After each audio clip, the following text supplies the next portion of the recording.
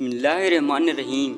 आखिर यजीद ने हजरत आयशा को निकाह का पैगाम क्यों भेजा? दोस्तों, आज की इस वीडियो में हम बात करेंगे इस्लामी तारीख के एक ऐसे बादशाह के बारे में कि जिनकी हुकूमत सिर्फ 3 साल ही रही, लेकिन उन 3 सालों में उसने ऐसे ऐसे शर्मनाक काम किए कि जिन्हें बयान करते हुए दिल रोता है।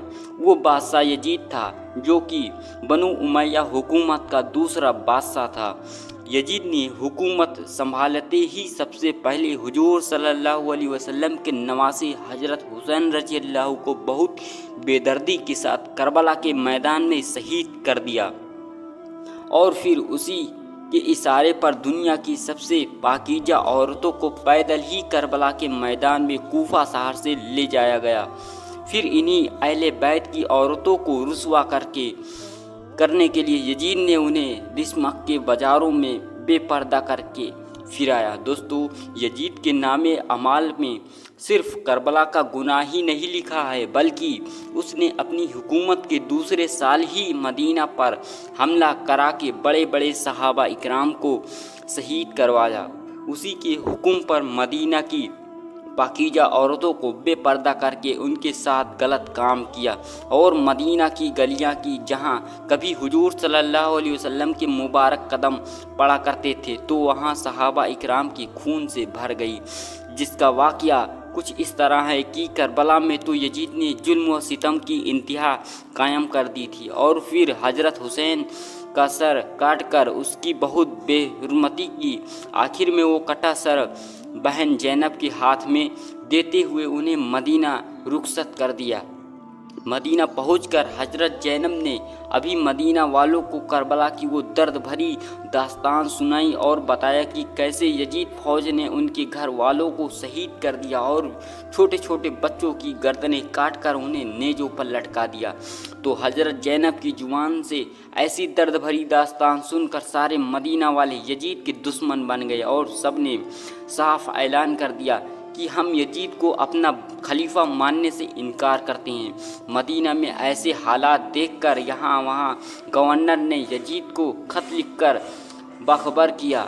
यजीद ने मदीना वालों पर अपना गुस्सा निकालने के लिए इकरारी फौज का एक 12,000 का लश्कर तैयार किया और फिर उन्हें ये हुक्म देकर भेजा कि तुम 3 दिनों तक बिल्कुल आज़ाद हो, जाओ और जाकर मदीना पर हमला बोलो और तुम जैसे ही वहाँ खून खराबा करना चाहो कर सकते हो, मेरी तरफ से तुम्हारी कोई पूछ न होगी।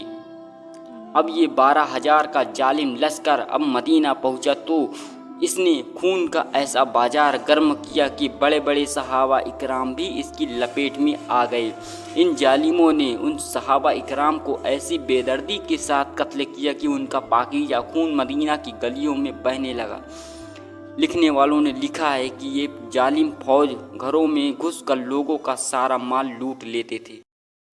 एक मुसन्निफ ने लिखा है कि वाक़या के हर्रा के दिन यजीदी लश्कर का एक फ़ौजी किसी बड़े सहाबी के घर में घुसा और औरतों से कहने लगा कि घर में जितना भी सामान हो मेरे हवाले कर दो। तो उन औरतों ने जवाब दिया कि तुमसे पहले कुछ फ़ौजी आकर घर का सारा सामान लूट कर ले जा चुके हैं। तो उस फौजी ने सामने खड़ी एक औरत की गोद से उसका दूध पीता बच्चा छीना और फिर से उसे दीवार पर इतनी तेज से मारा कि उस बच्चे का सर फटा और उसकी मौत हो गई। दोस्तों, आप इन्हीं वाक़यात से अंदाज़ा लगा सकते हैं कि आखिर यजीदी फ़ौज ने मदीना में कैसे कहर ढाया था। यही वो जंग थी कि जिसमें हज़रत अब्दुर्रहमान बिन औफ जैसे बड़े बड़े सहाबा इकराम शहीद हुए थे। इस वाक़ये को वाक़ई हर्रा कहा जाता है। 3 दिन तक यजीदी फ़ौज ने मदीना में ऐसा खून खराबा किया कि बाद में आने वाले किसी काफिर बादशाह की भी तारीख में ऐसा जुल्म देखने को ना मिला। तारीख की किताबें इस वाक़ये से भरी पड़ी हैं। कोई भी ऐसा बड़ा मुअर्रिख नहीं कि जिसने वाक़ई हर्रा को अपनी किताब में लिखते हुए खून के आंसू ना बहाए हो, क्योंकि ये यजीदी हुक्म की परेशानी पर ऐसी कालिक लगी कि जिसको छुड़ाना नामुमकिन है। दोस्तों, यजीद के जुल्म की इंतहा सिर्फ वाक़ई हर्रा तक ही محدود نہیں بلکہ اس نے اپنی حکومت کے تیسرے سال مکہ شریف میں فوجیں داخل کر کے وہاں بھی بہت خون خرابہ کیا۔ اس کے پیچھے کا واقعہ کچھ اس طرح ہے کہ جیسے مدینہ والوں نے یزید کو اپنا خلیفہ ماننے سے انکار کر دیا تھا، تو اسی طرح اس کے ظلم و ستم کو دیکھتے ہوئے مکہ والوں نے بھی صاف انکار کر دیا کہ ہم یزید کو اپنا خلیفہ نہیں مان سکتے، اور پھر حضرت عبداللہ بن زبیر رضی اللہ کی قیادت میں مکہ والوں نے الگ ایک اپنی حکومت بنا لی۔ جب یزید کو اس بات کی خبر ہوئی کہ مکہ والوں نے مجھے بادشاہ ماننے سے انکار کر دیا اور عبداللہ بن زبیر رضی اللہ نے وہاں اپنی حکومت جما لی ہے، تو یزید نے ایک شامی فوج کا لشکر مکہ کی طرف روانہ کیا اور انہیں حکم دیا کہ تم مکہ کو چاروں طرف سے گھیر کر ان پر آگ برسانا۔ یزید کے حکم کے مطابق اس شامی لشکر نے آتے ہی مکہ کو چاروں طرف سے گھیر لیا اور پھر کعبہ شریف کے اوپر آگے کے ایسے گولے برسائے کہ جن کی وجہ سے مسلمانوں کا مقدس قبلہ کعبہ شریف کا غلاف جلا، اس کی چھت میں لگی لکڑیاں جلائی گئی اور کعبہ شریف کی دیواریں آگے شعلے کی وجہ سے کمزور پڑ گئیں۔ کئی دنوں تک کعبہ شریف میں نماز تک نہ ہوئی، کیونکہ جو بھی مسلمان عبادت کی غرض سے باہر نکلتا تو اسے یہ شامی لشکر اپنا نشانہ بنا کر شہید کر دیتے۔ اسی جنگ میں حضرت عبداللہ بن زبیر کو بھی شہید کر دیا گیا۔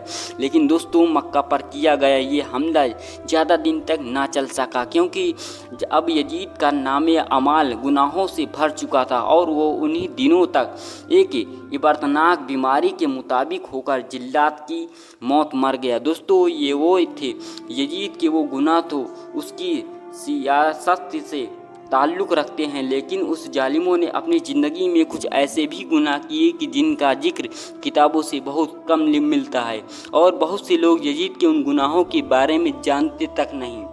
دوستو، 12ویں صدی میں پیدا ہونے والے ہندوستان کے ایک بہت بڑے عالم و محدث صاحب عبدالحق محدث دہلوی نے اپنی کتاب معرج النبوت میں اس واقعے کو ذکر کیا ہے کہ وہ کچھ اس طرح یزید نے اپنی دولت و حکم کے نشے میں ہو کر حضرت عائشہ رضی اللہ کو نکاح کا پیغام بھیجا، جس نے سن کر بڑے بڑے صحابہ کرام روح کانپ گئے۔ اور یزید نے جس وقت حضرت عائشہ رضی اللہ کو نکاح کا پیغام بھیجا تو اس وقت اماں عائشہ کی عمر 60 سال ہو چکا تھا۔ دوستو، حضور صلی اللہ علیہ وسلم کی تمام بیویوں کو امہات المومنین کہا جاتا ہے، مطلب سارے مسلمانوں کی مائیں۔ یہ لقب اللہ تعالیٰ نے ان پاکیزہ ہستیوں کو ان سے صرف عطا فرمایا ہے۔ قرآن کے 22ویں پارے میں اللہ نے حکم دیا ہے کہ حضور صلی اللہ علیہ وسلم نے نکاح کے بعد آپ صلی اللہ علیہ وسلم کے تمام بیویاں مسلمانوں پر حرام ہیں، مطلب حضور صلی اللہ علیہ وسلم کی وفات کے بعد بھی ان سے نکاح نہیں کر سکتا۔ اس لیے آپ صلی اللہ علیہ وسلم کی وفات کے بعد آپ کی کسی بھی بیوی سے کوئی دوسرا نکاح نہیں فرمایا۔ لیکن جب ظالم نے یزید کے بعد حد پار کرتے ہوئے حضرت عائشہ رضی اللہ کو نکاح کا پیغام بھیجا تو اس وقت بڑے بڑے صحابہ کرام نے مخالفت کر کے اسے قرآن کی آیتیں سنائی کہ حضور صلی اللہ علیہ وسلم کی بیویاں کسی کے لیے بھی جائز نہیں ہو سکتی۔ قریب تھا کہ یہ مخالفت بڑھ کر ایک جنگ کی شکل اختیار کر لیتی، لیکن حالات کی نازکی کو دیکھتے ہوئے یزید کے والد امیر معاویہ نے معاملے کو اپنے ہاتھ میں لیا اور یزید کو ڈانٹ لگاتے ہوئے کچھ بڑے بڑے صحابہ اکرام کا غصہ ٹھنڈا کیا۔ لیکن دوستو، یزید کی ایسی چنوتی حرکت تھی کہ جس کا لکھتے ہوئے بڑے بڑے مخاریوں نے بھی اس کی مذمت بیان کی ہے۔